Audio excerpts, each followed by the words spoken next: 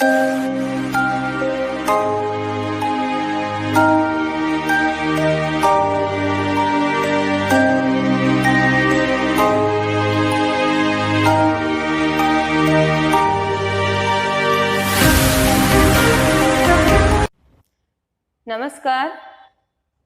AVM की online class में मैं संतोष चौधरी।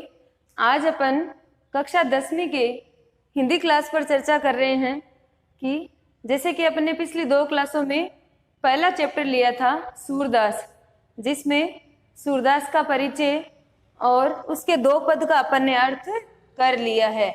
जिसमें मैं आपको एक बार रिवाइज कर देती हूँ कि पहले पद में तो अपन ने राधा और श्री कृष्ण का परिचय पढ़ा था, और दूसरे पद में जब श्री कृष्ण अपने कर्तव्यों के पालन के लिए और लोकहित के लिए मथुरा चले जाते हैं, तो पीछे से जब उद्धव आता है उनके पास, तो गोपियों की जो व्यथा है या फिर उद्धव और गोपियों का जो संवाद है उसके बारे में अपन ने वर्णन किया था। आज अपना सूरदास का तीसरा पद ले रहे हैं, जिसमें गोपियों का ही सारा संवाद है।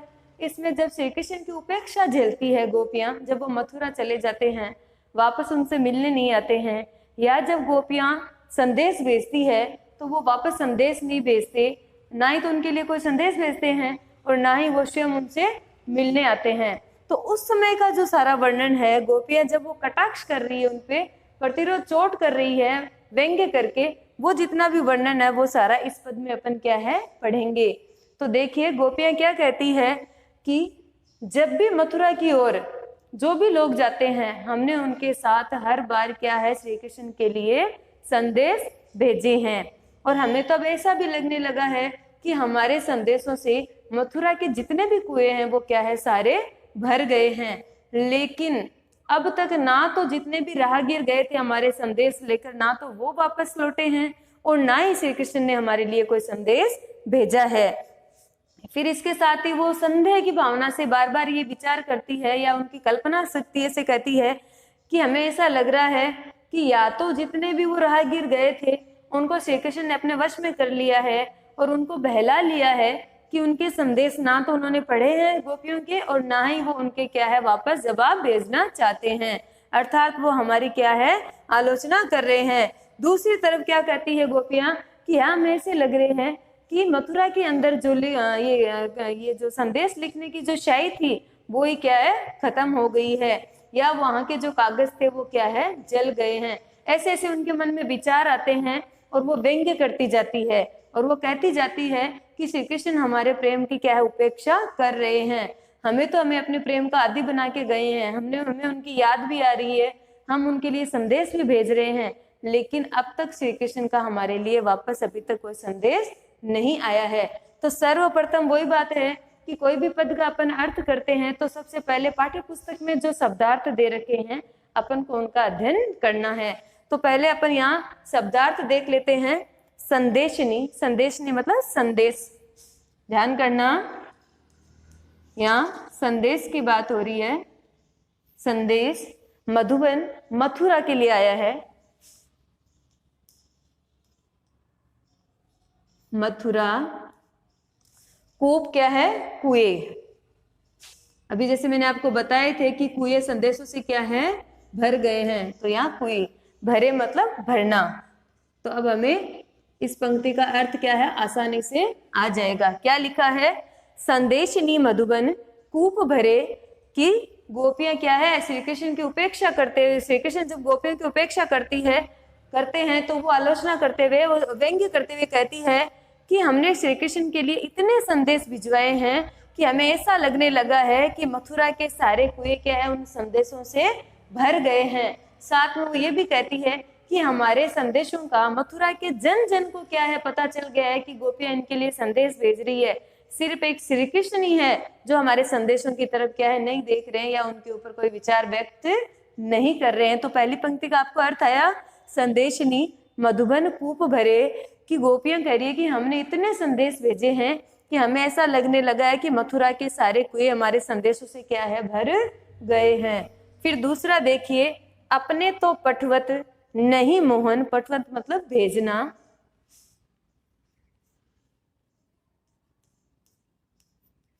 अपने तो पठवत नहीं मोहन, कि ना तो वो अपने हमारे लिए कोई संदेश क्या है भेज रहे हैं, हमें फिरी न फिरे, फिरी यहाँ क्या है इसके बाद, फिरी का अर्थ क्या है यहाँ इसके बाद, फिरे मतलब नहीं लौटना,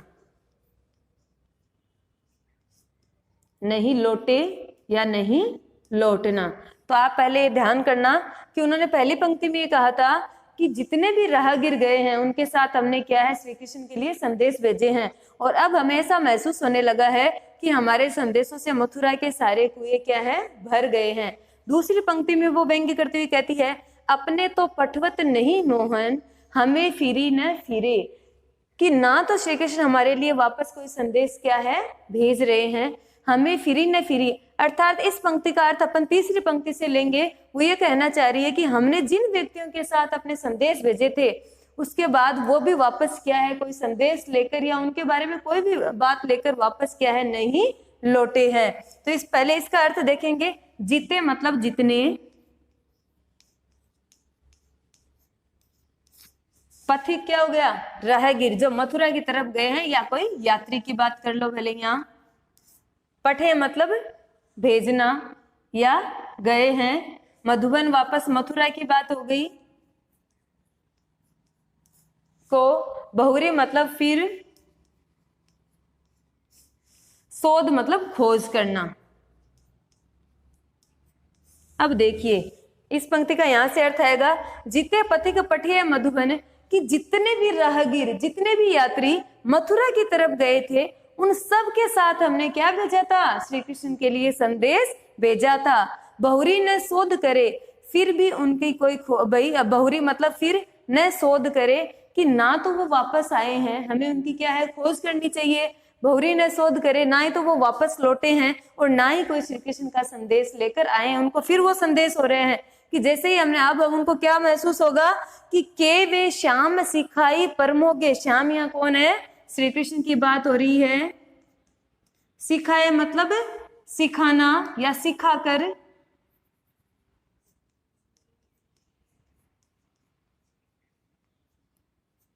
फिर देखिए प्रमोगे मतलब वश में करना,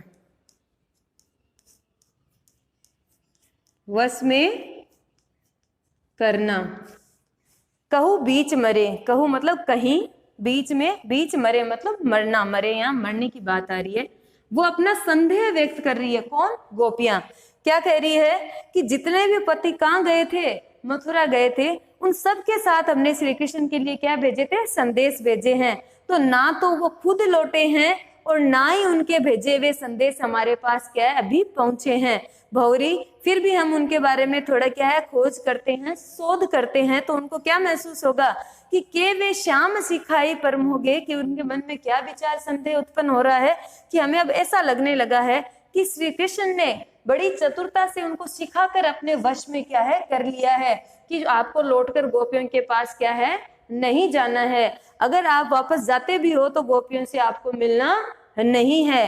के कहूँ बीच मरे, क्या फिर वो सभी बीच रास्ते में ही क्या है मर गए हैं। ये संदेह कौन व्यक्त कर रही है, गोपियां। ये उनकी कल्पना शक्ति है, वो बार बार ऐसे विचार, जब क्योंकि वो तो संदेश भेजती रहती है श्री कृष्ण के लिए, और जब वापस कुछ आता नहीं है तो वो बार बार यही अपने संदेह व्यक्त करती है। तो कभी तो वो कहती है कि वो क्या है कि वो सारे ही कहीं खो गए होंगे या मर गए होंगे, या श्री कृष्ण ने क्या है उनको अपने वश में कर लिया होगा। फिर देखो फिर उनका संदेह क्या होता है, कागज करे गरे, मैं कागज, यहाँ कागज की बात हो रही है।